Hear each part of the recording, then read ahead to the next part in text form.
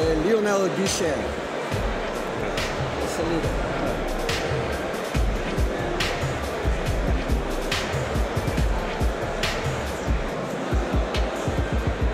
Okay, here we have Lionel Guichard from Nest. You work for Nest Europe. Yes, I do. For the people who haven't seen you on stage just now, can you tell us who you are, what you do, and why you are here? Yeah, thank you first of all for having us. So I'm Lionel, I'm running product marketing for Nest. And Nest is a very new company in Europe. We are present in Europe for about a year, and we are trying to reinvent your home. And we're just focused on that. And by reinventing that, I mean objects like thermostat, objects like smoke alarms, objects like video security, things that you probably don't use today or don't like to use, and we are trying to make them more engaging, more thoughtful. Yeah. I think most people who are interested in technology in the home must have seen the thermostat at some time in a magazine or on the internet. I mean, it has a very easy user interface, and it's very slick, it's very beautiful. Is that part of the philosophy of your company, to make this kind of beautiful products? Well, yes, and the reason why we are doing it is if you want to use a product, it has to be beautiful, so you noticed. And when we started to build Nest, people were calling us crazy. Why do you want to go in the home? Why do you want to do a thermostat? Why do you want to do hardware? And we thought that, you know, we're going to win if people start to ask the question, what is this? And then we can talk about energy management. We can stress the fact that a thermostat is 60% of your energy bill. 60%. And when you look at what's out there, you have to program it. It's ugly, it's complex. It's products that are made for installers, not for people living in homes. So we try to change this by using technology, but making an object beautiful, simple is what is required to start. Okay, let's focus just for a minute on the thermostat. What is really the game changer in the Nest thermostat? I mean, the old equipment, you're right, you have to program it. It's most of the time so complicated that you need 3 user manuals to sort it out. But you also promise a substantial saving on your energy bill. How can you achieve that with a thermostat? The key to save energy is to have a schedule that is properly programmed. Like it's starting at the right time, it's stopping at the right time, and most of the time you have to do the guesswork. You have to say, I'm going to wake up at that time, so I need my heating to be on at this time. It's complex. You could have sensors inside the thermostat. You could have algorithm to do that for you and to do that automatically. So all of a sudden, all you have to do is tell the thermostat the temperature you like. If you're living over a weekend, you don't have to worry about switching it off. We're going to move to away ourselves and not hit empty homes. So that's how we achieve savings. But it's very personal as well. It's as much savings as comfort. Okay. We don't want people to freeze cold, because you could save a lot by doing this. Yeah. What is puzzling me though with the Nest products, you have 3 main products at the moment in Europe. It's a thermostat, it's the smoke and carbon monoxide alarm, and it's a drop cam, the camera. Yes. I told you personally, I'm very much involved in home automation, and I use different technology, but which is much more extensive. There are sensors you can put on every door, on every window.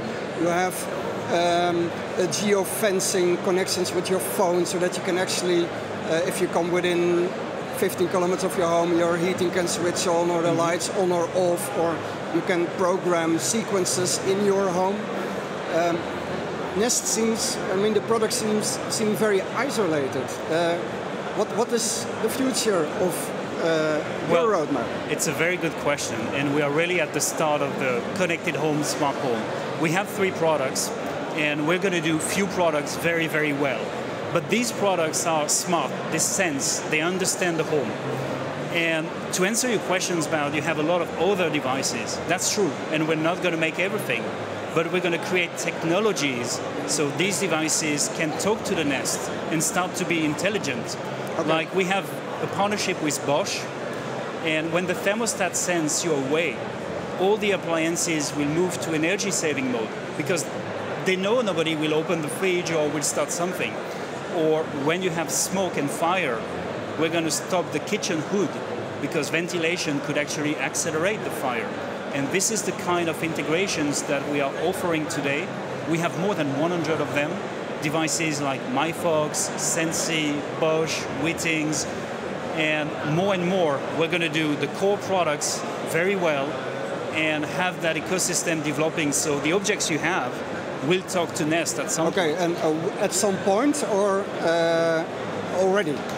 They could already. Yeah, well, but how does that work? Do you have an open platform where every manufacturer of this kind of products can connect to or program to? How does it work? Oh, we totally believe in open, and we have an open developer program that is free.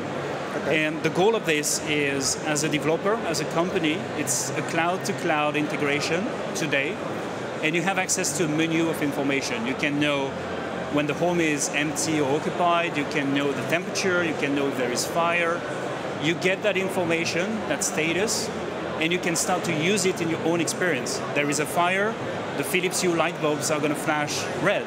Or we know you're away, we're going to simulate presence throughout the home. Yeah. And this is open today, it's live. Okay, well, because do you agree that at this point in time, the fragmentation in this market is still a big problem? That for the ordinary people at home who have products from different manufacturers, like me, I have my Wittings scale and the air quality sensor, and I have those little cube boxes who also analyze the air quality, and then I have my Home Wizard and I have my Nest products, and they don't communicate. Yeah. So it turns people off. That's frustrating. Well, first of all, the business to geeks is great. It's how the markets are getting started, but this is not how we should design products and technologies. Over the last 4 years, we've been trying to solve the fundamentals for objects to talk together, to have that unification between objects. With Thread, which is a networking technology, and NestWeave, we want to go there in 2016. So as a user, you don't have to worry how these things connect, what technology to use, which hub to buy, which hub to upgrade. It's going to work seamlessly as long as they are using the technologies that are made for the connected home of tomorrow. And it's really important as well, because at the end of the day, nobody could predict the number of objects you're going to have connected. So you have to use technologies that are made in future-proof. It's one of the questions I always ask people, so I have to ask it to you too. How many connected objects do you have in your home? Oh my God, I'm definitely not a good benchmark because I'm testing everything. My brain, I don't know, it's probably fried by all the radios that I have at home. But no, honestly, I probably have 100 of them. Yeah. So it's a lot. And when we designed Thread, actually, we made sure that we can support over 250 devices on the same network. Okay. Which is probably going to be our home tomorrow. And it's not using the Wi-Fi anymore? Wi-Fi is great to go to the internet, but when you have sensors that runs on batteries, they need low energy. They need low energy because you're not going to change the battery every month. And that's why Thread and another technology is needed for objects to talk together inside a home. Yeah. The type of products you are building and developing and the kind of services you are focusing at, home automation, generates a lot of very privacy-sensitive data. I mean, it's my home, it's what I do. Absolutely. So a lot of people were a bit worried when Nest was taken over by Google. What guarantees have you built into your system and company that my privacy is protected if I buy your product? Oh, we care about privacy enormously. Yeah, everybody says that. Everybody says that, but I think we have a pressure even more than anybody else because we are in the home.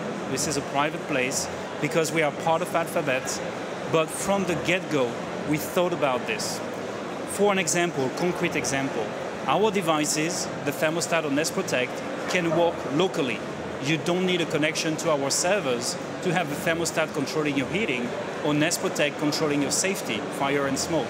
That's important to us to make sure that devices can work on their own. when we do developer program, we don't share personal information. Your personal information is yours. And when there is that link between, let's say, a Philips Hue device and a Nest device, you as a user opt in all the time.